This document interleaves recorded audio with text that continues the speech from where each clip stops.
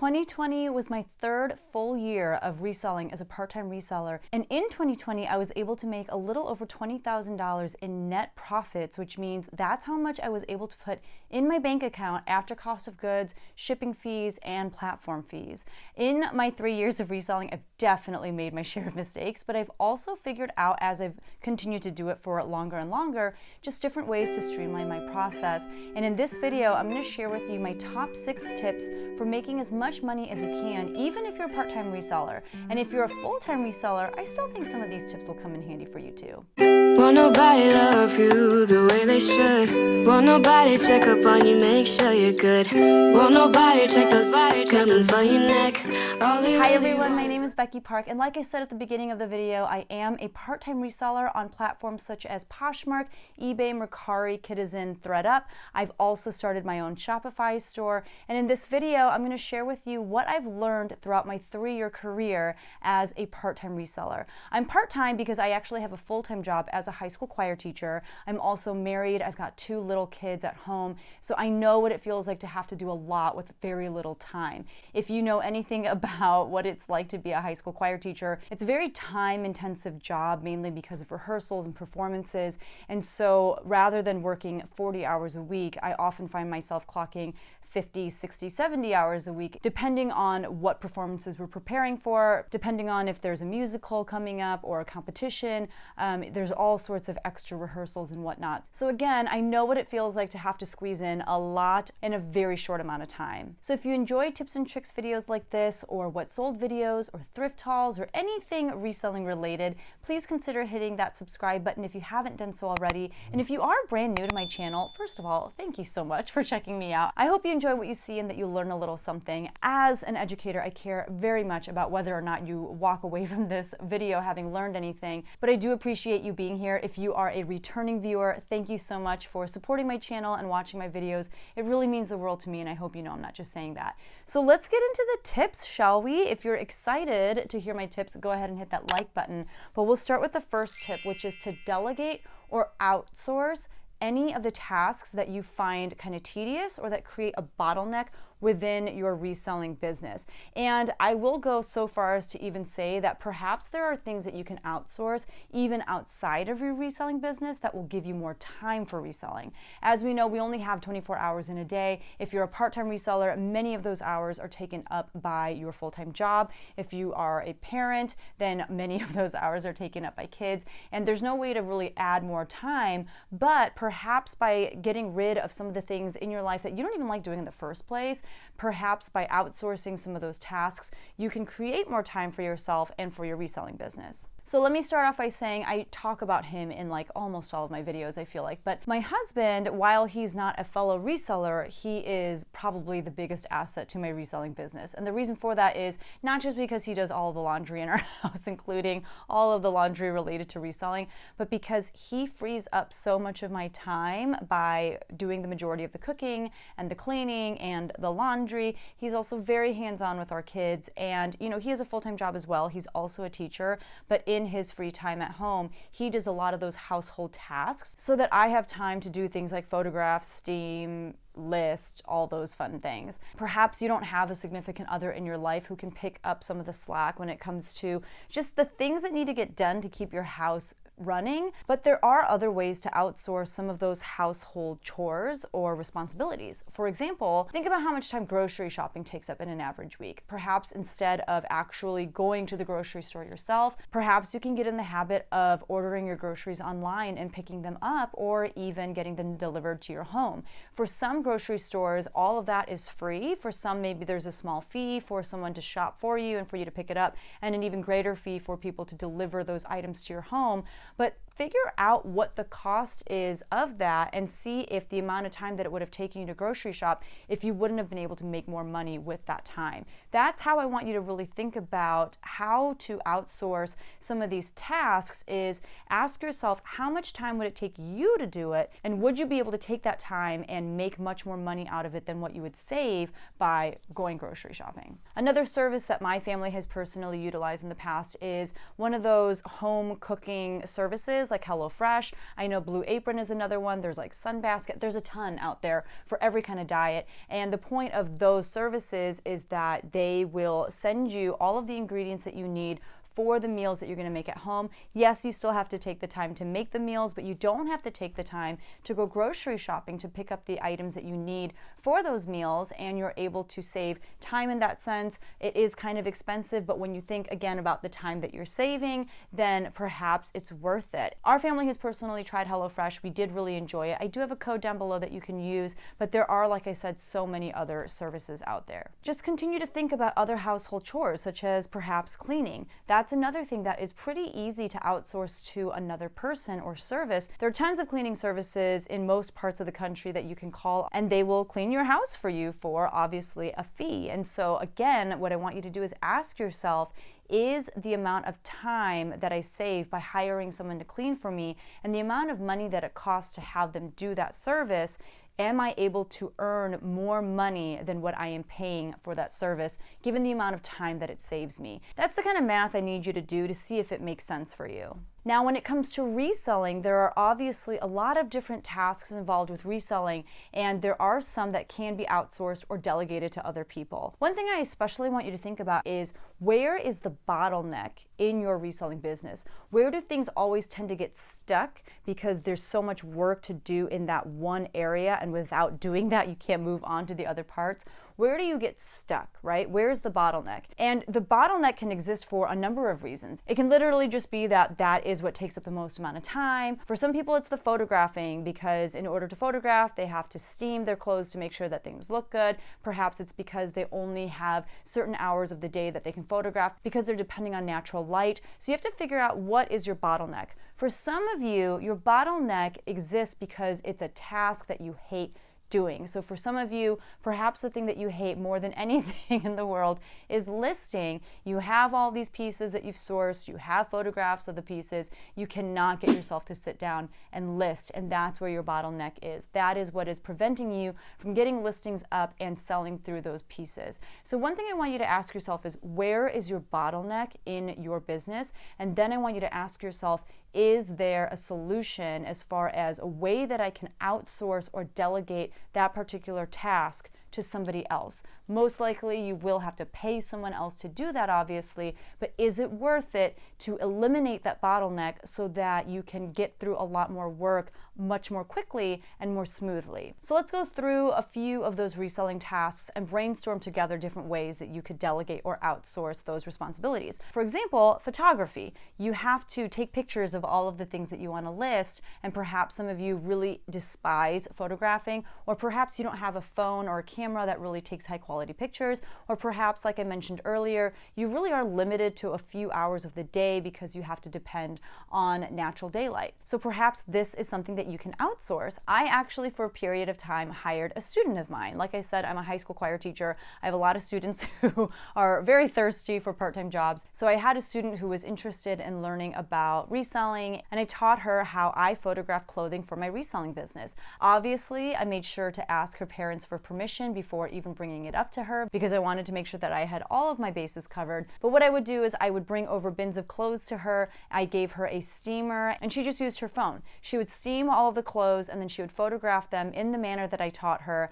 And we had a shared folder because we both had iPhones, and so she was able to just drop those pictures into that shared folder. I was able to access those photos, and then I could just plop them into my listings, and it saved me so much time. Obviously, this was a service that I paid her for, but what it did was it eliminated one of my least favorite reselling tasks, which is steaming. I don't really mind photographing pieces that much, but because I was able to outsource that task to her, I was able to use that time to do things that I would much rather do, like source or spend time with my family. Another aspect of reselling that I think 99% of the people that I know really hate is sharing their Poshmark closet. If you don't sell on Poshmark, you don't have to deal with this tedious, monotonous, just awful, awful task that Poshers have to go through, which is sharing our closets. Again, I had a student that I actually paid to share my closet every night. She would share once a day for me, and I would try to squeeze in a time to share myself earlier in the day, and that way my closet would get shared twice, but I would only have to suffer through it once because my student would take care of it for me later. Again, that was something that I paid that student for, and she has since graduated and moved on to doing different things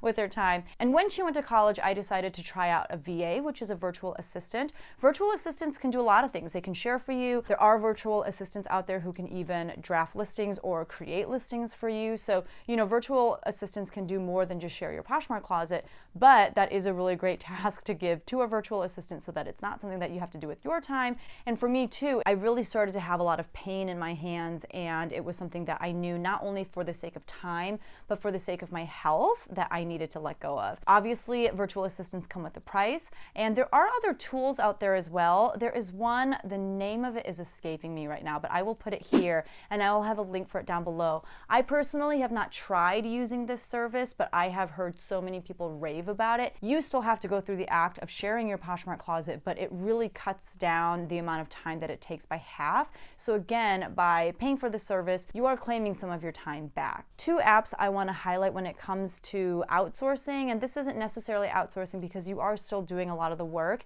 but as someone who sells on multiple platforms, you guys, if you've been watching my channel, you already know how much I love List Perfectly, which is a cross-listing Chrome extension that you can put on your computer, and it allows you to cross-list from one platform to, I think they have like 11 platforms right now that you can cross-list to, but it allows you to get your listing on as many platforms as possible in a fraction of the time that it would take you if you try to do it manually. So for that reason, I love List Perfectly. I think it's a huge time saver. And while it's not for real outsourcing that act of cross-listing, it is cutting that time in half. It is a monthly subscription. It's something that you have to pay for. There are 3 tiers, so you can decide which tier is best for you and your needs. But it is a service that I have been using for years, like probably in my 2nd year of reselling, I started using it. And I don't know how I would be able to live without it at this point, to be honest with you. So if you aren't cross-listing yet, or you don't have a cross-listing software that you use, I highly recommend trying out List Perfectly. I will have my link down below in the description,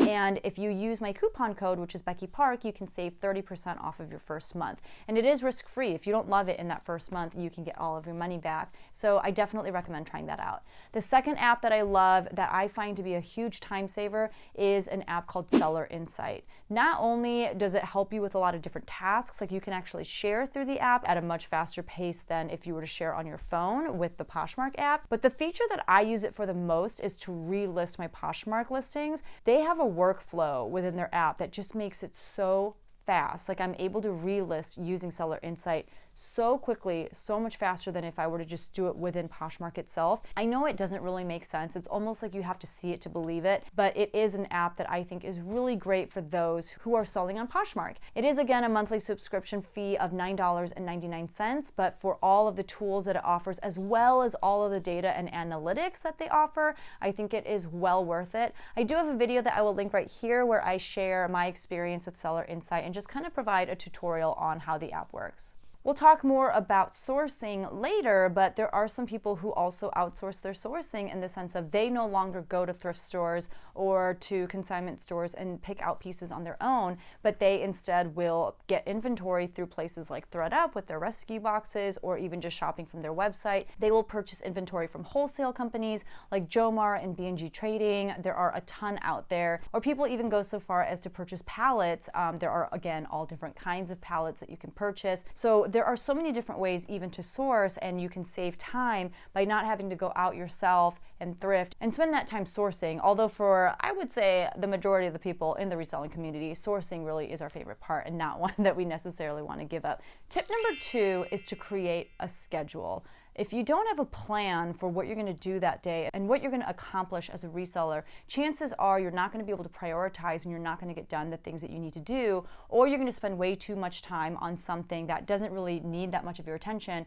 and you're going to continue to overlook the things that you actually need to be doing, which most likely are the things that you hate. I've always been a fan of planners. I like to write down what it is that I'm going to do, and I've recently moved into an hourly planner where I block out exactly what I'm going to do for every half hour. And that way, I'm not just writing down a list of things that I hope to achieve, but I'm writing down when those things are going to be achieved. And when that time is up, that half hour or 1 hour block that I have assigned to a particular task, when that time is up and I literally set a timer so that I have to stop at that point, then I stop and I move on to the next thing. I make sure that there are no distractions during tasks that really command my attention by turning on the do not disturb on my phone, by closing my door. I mean, as much as I can. Sometimes my kids will still come in, and there are tasks that I will assign for those times when I know my kids are home, or when I know, they're going to be kind of restless and wanting to hang out with me. Things like photographing, I can do that while spending time with them, engaging with them and talking with them. But the things that I know need to get done with my full attention, things like listing, then I will schedule those at a time when I know I can have some peace and quiet and really knock out some listings without any outside distractions. So the kinds of things that I'm putting in my schedule are obviously reselling tasks like shipping, like steaming, photographing, listing, cross-listing, all of those things. But one thing I want to get better about that I haven't started doing yet, but I really want to do, is even scheduling in when I'm going to do social media.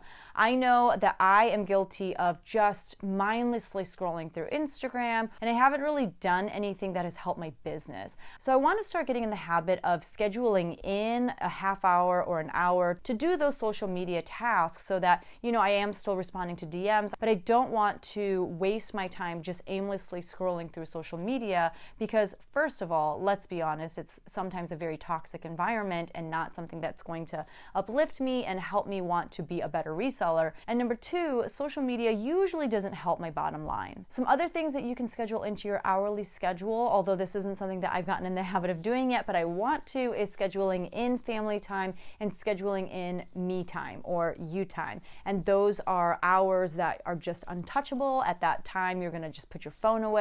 You're just going to focus on your family and give them 100%, or on that me time, whether it's working out, whether it's a bubble bath, whatever it might be, you're going to do that 100%. And the reason why I like this idea of scheduling hourly is so that you can give 100% of yourself to whatever it is that you've scheduled for that time, rather than being divided and kind of like listing, but kind of having a conversation with your spouse or with your child. The quality of the time that you spend with your loved ones and on yourself is going to increase, and also the efficiency with which you're able to tackle the tasks that you are working on during that scheduled time, that will increase as well. My last sub tip under this tip of creating a schedule for yourself is to schedule the things that you hate to do the most first. For example, if you love sourcing just like I do and you hate listing, then perhaps something that you do is you schedule a half hour or an hour of listing first, and you tell yourself, look, until I get 10 items listed, I am not going sourcing. And that will give you that push that you need to get those listings done so that you can get your reward of sourcing later. Put those things that you hate first, otherwise there's a huge chance that it'll just never get done. Tip number 3 is to be organized, because time is money. There are a lot of different things that we can talk about when it comes to being organized as a reseller, but I'm just going to touch on 3.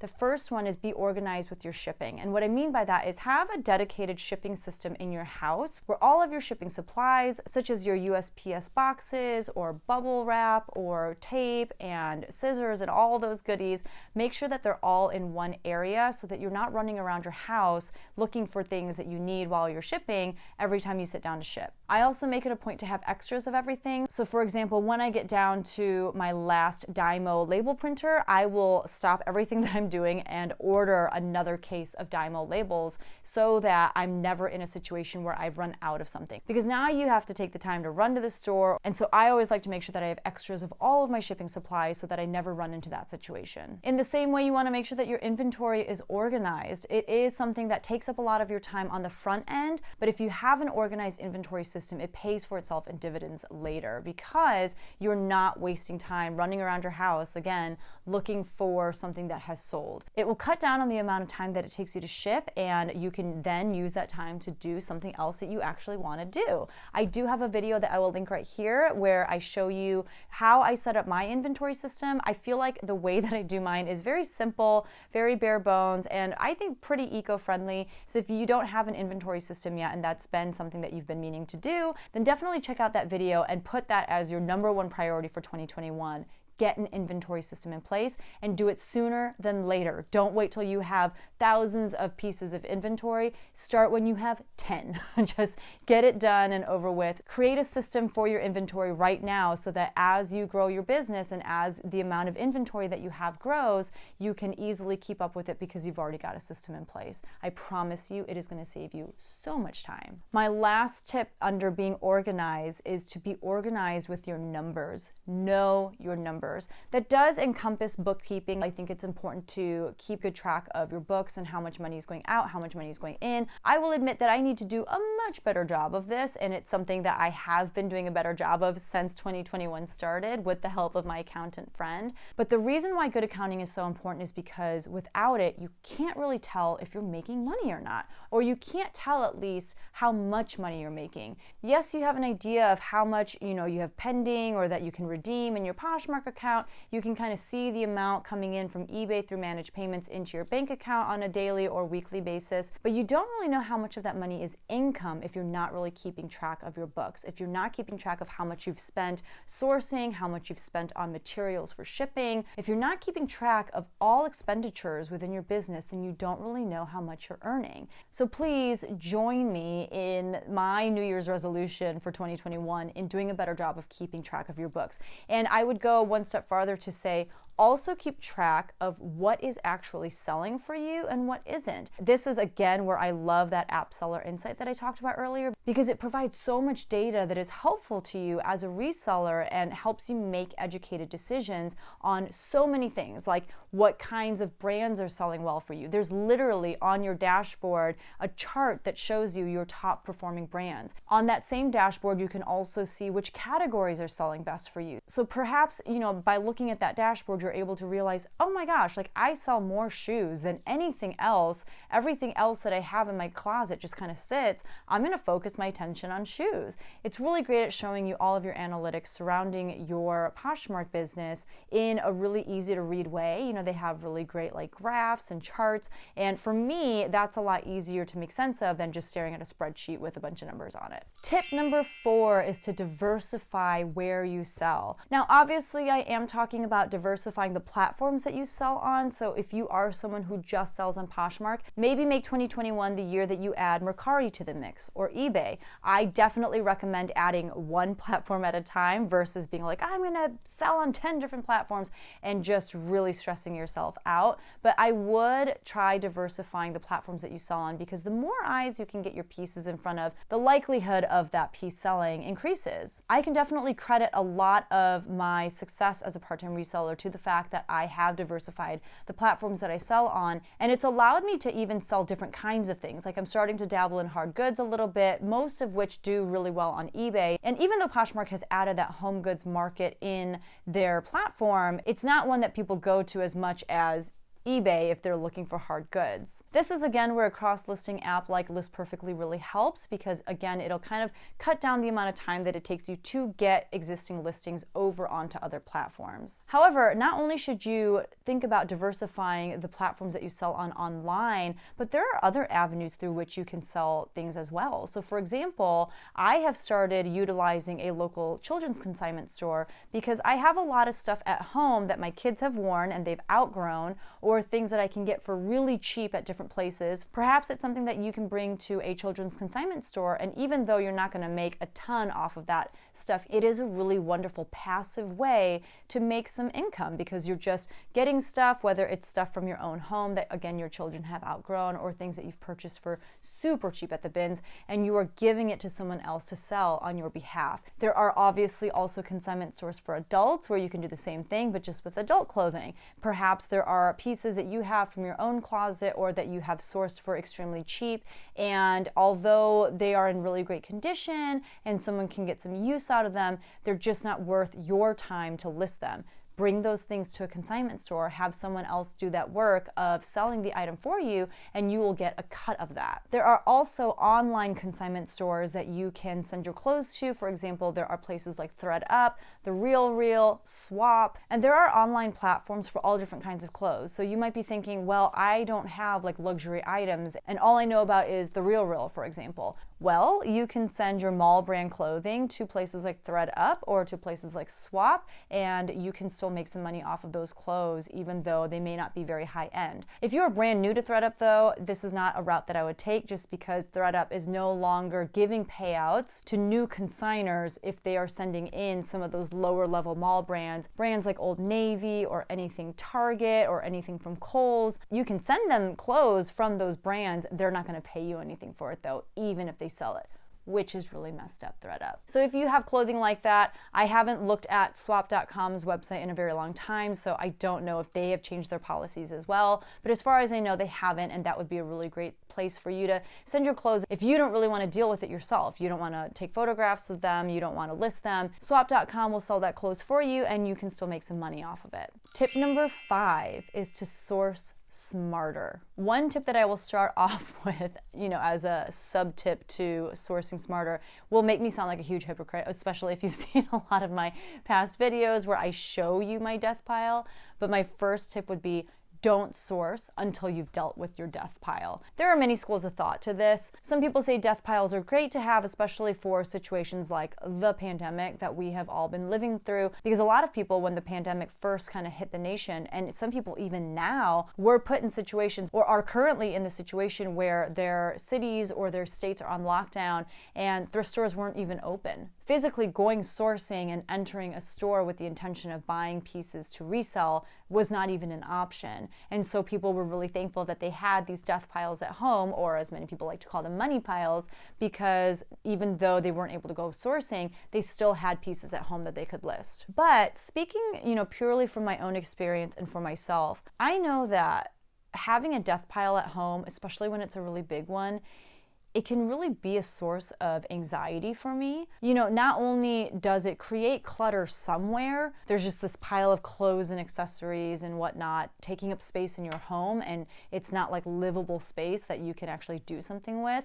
But it's just this constant reminder every day that you have to walk past that there's something you need to do.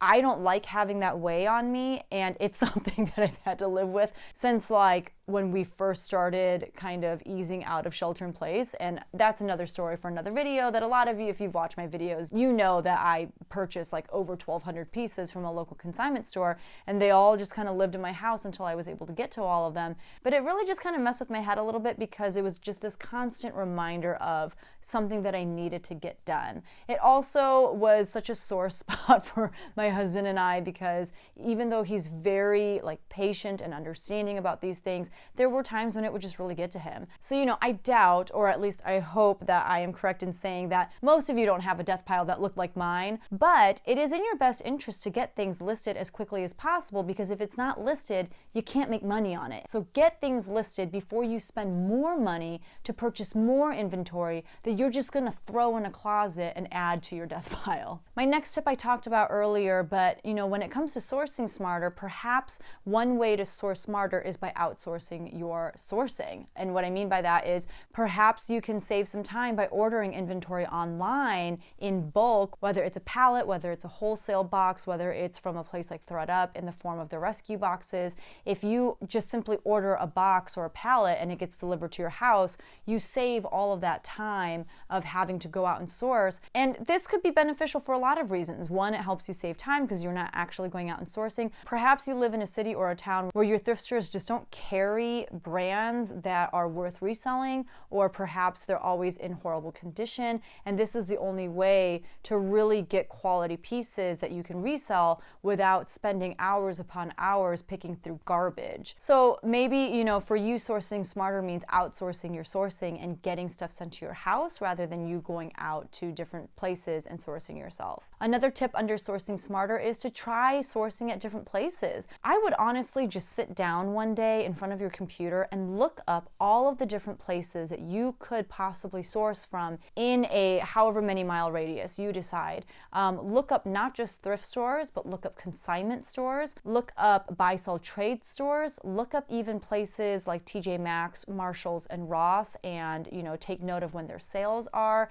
Perhaps there is a Goodwill outlet near you. There are so many different places that you can source, and perhaps you'll find, I didn't know about this other thrift store that isn't a Goodwill, but their prices are so much lower and they have great inventory as well. Or perhaps you'll realize, oh my goodness, there's this consignment store not too far from me and they have a bag sale coming up and my cost of goods per item will actually end up being cheaper than what I pay at Goodwill. Perhaps you have a Goodwill bins an hour away and you didn't even know, and now you can try sourcing by the pound. Try sourcing at different places because you never know what you might discover. You might just find your new honey hole. For me personally, 2020 was the year of consignment stores. There was one that I reached out to when we were in shelter in place, and I asked them if they would be open to the idea of me coming in and sourcing by myself in bulk because I knew that they weren't able to open to the public. They agreed, and I didn't go in like during shelter in place, but I did go in when shelter in place first lifted and we were allowed to be in stores and whatnot. But even then, I was shopping by myself or with my husband in their storage unit. I was not surrounded by customers,